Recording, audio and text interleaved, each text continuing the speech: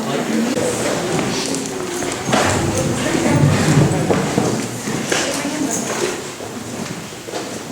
everyone, so welcome to Howe Caverns. Once again, my name is Gavin. I'll be your tour guide today. Hey, you also works. Anyways, I'll answer any of those questions you might have.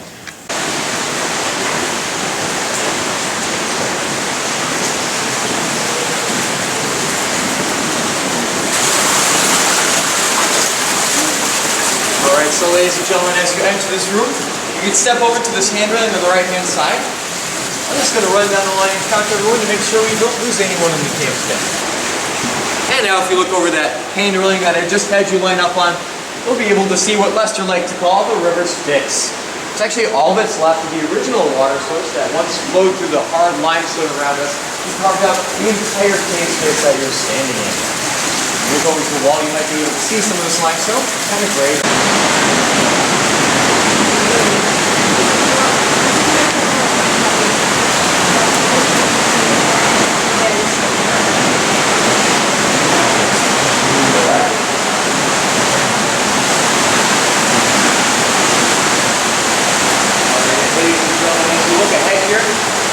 A very large rock right above our pathway there.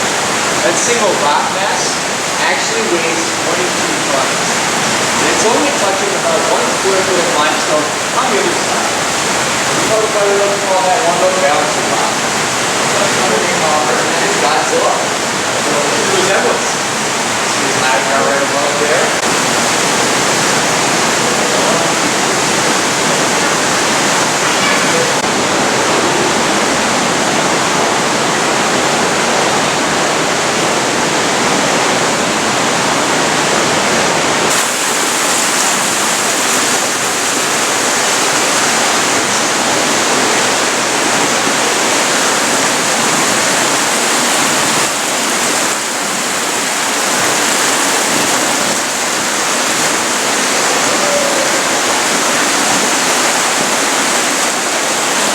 Okay, and the room we've just entered into, ladies and gentlemen, right over the edge there.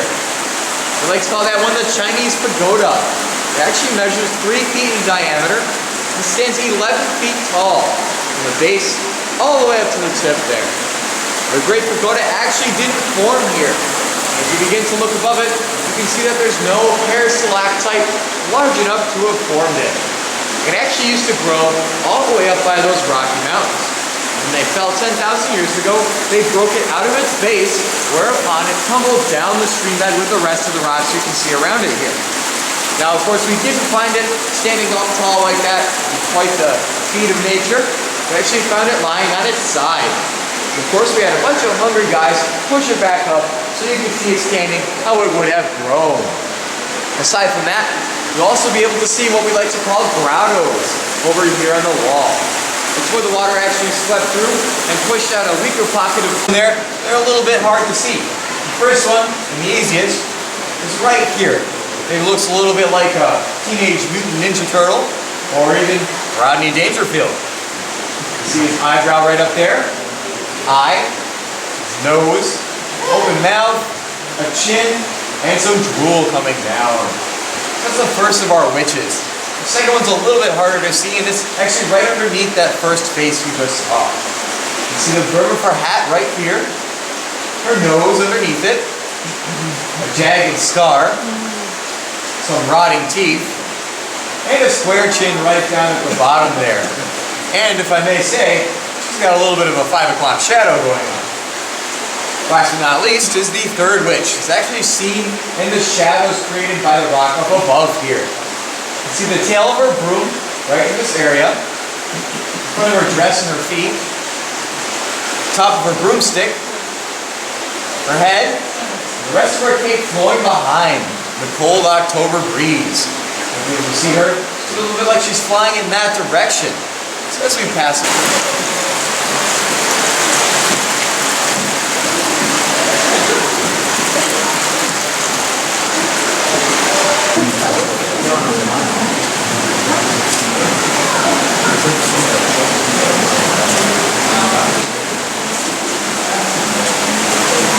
Large flowstone formation sitting in our river Styx here.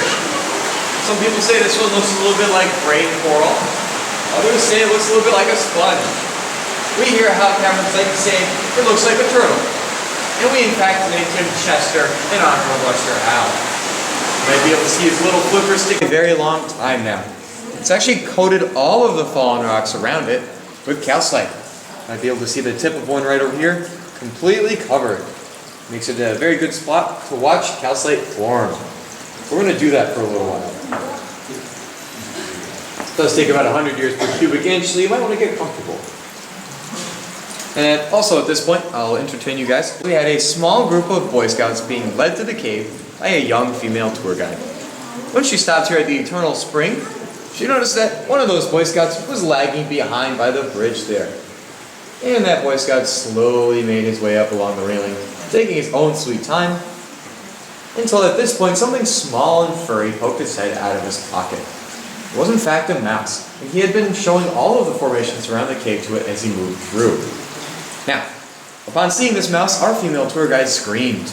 And when she screamed, all the young Boy Scouts started screaming. With all this loud noise, our little mouse jumped right out of that young boy's pocket and landed on the ledge right over here.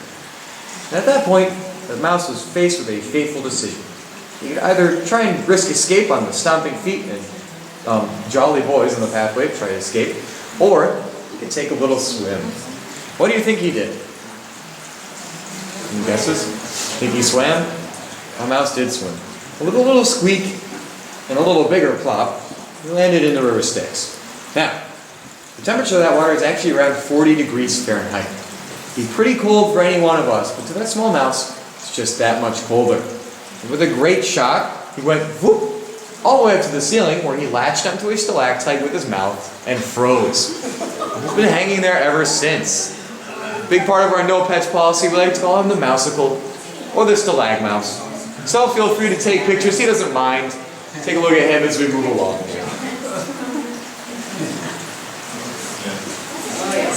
Or by the water as it flows down through the surfaces of the earth. And sometimes it picks up other minerals along with it, each of which changes the color of our calcite differently.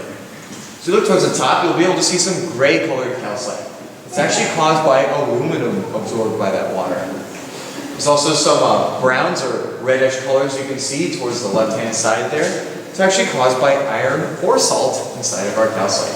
Most of the time salt makes the brown, while iron makes the rusty red color you might be seeing.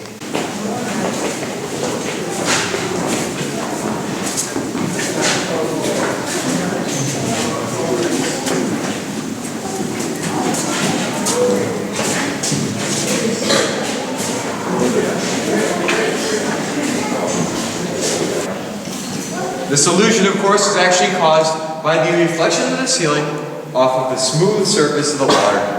As it's slowed down here, we're actually 200 feet below the surface, and we have, in fact, leveled off now underground, allowing our river Styx to slow down to this nice reflective state.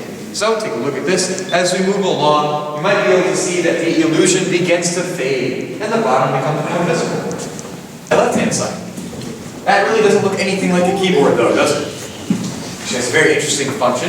It does act like a keyboard. So what's going to happen is, I'm going to go underneath and demonstrate by singing into a crevice underneath the formation there. And at that point, my sound is actually going to echo throughout the ceiling. It'll come out on this side or maybe reverb throughout the entire room, where you'll be able to hear it loud and clear.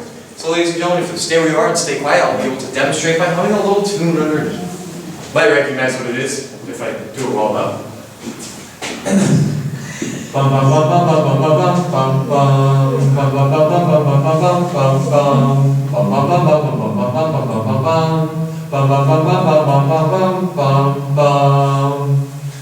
ladies and gentlemen, that was the overture of 1812. Thank you. All right, so you heard the sound come out on this side or echo throughout the entire room. It's actually quite unique, and you'll be able to give it a try on your own as you pass underneath. So feel free to get up into the corner. It always works better with.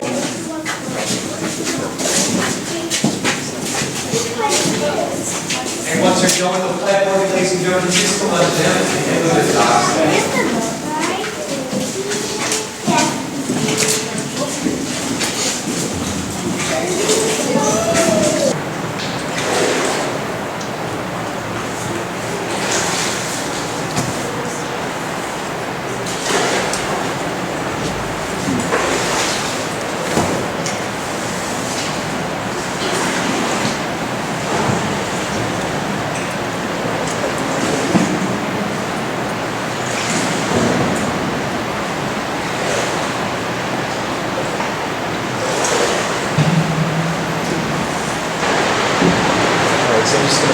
fold back. Just like on this side. I got it. Just want to make sure I didn't hit anyone.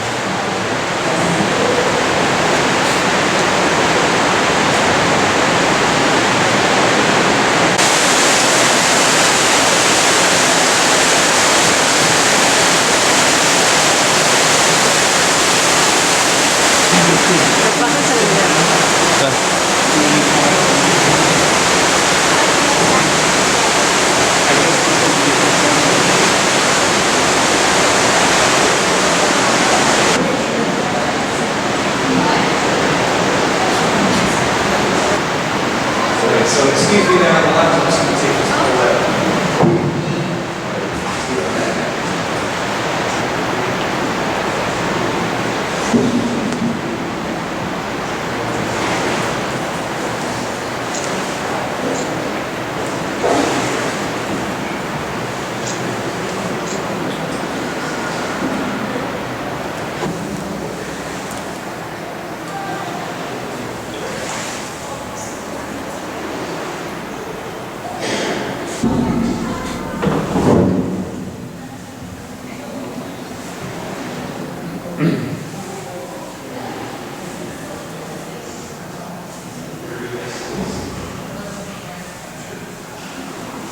No, left. Watch those heads.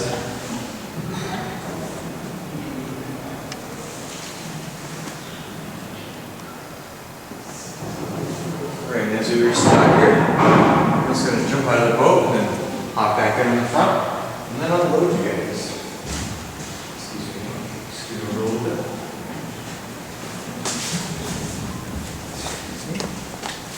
The Bridal Altar. This is where we do hold weddings here at Howe Caverns, and we've actually had 619 weddings to date at this spot. The vast number of weddings is mostly because of this nice calcite heart you see in the floor here. It's actually 4 to 5 inches thick. We found it lying in the bottom of the stream bed. Of course, it wasn't doing anyone any good down there, so we brought it up here, and someone had the great idea to carve it into a heart shape. It's gone quite well. And we actually have a nice little light underneath that sometimes I like to call the love and happiness of successful marriage, which lights our heart. Actually, it's a 200-watt light bulb, and it makes the surface quite warm, so feel free to give it a touch. However, be warned, there are a number of superstitions that have surfaced around the heart, that all, of course, deal with marriage. If you're already married and you step on the heart, you'll end up going on a second honeymoon within a year, or so the superstition says. So you might want to drag your spouse on the heart for that one. Other than that, we also say that if you are looking for someone to marry, or you are of marrying age and you step on the heart, you'll find that person and marry them within the year, whether you like it or not. So last but not least, we also say that those of us who are not of marrying age, we step on the heart, what's going to happen is all of our hair will fall out, normally by the end of the tour. However, in some cases it does take 60 to 80 years, if you're lucky. We also say that if you do a handstand on the heart, you'll end up marrying a monkey, because you probably belong in the circus anyways. And if you sit on the heart, well, we won't go there. So ladies and gentlemen, feel free to step on the heart, have a look around the bridal altar. The space behind me was created once again by the presence of those glaciers on top of our hill. You can imagine it was actually closed like a mouth, and as those glaciers passed over, it opened up about a foot of space back there, where you can see stalagmites, stalactites, and even a column where they come together. You'll see a couple.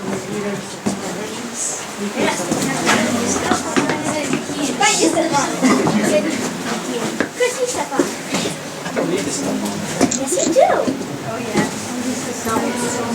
Yes, you do. Go. Okay. Okay. Well, because you don't know.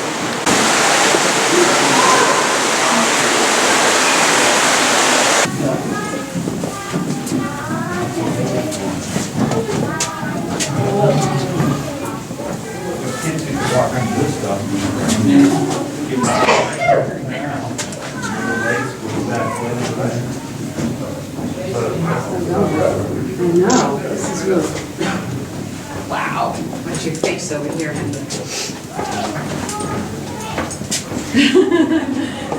Dead? Oh. That's good. The lower one. This is fun, I feel like a little kid.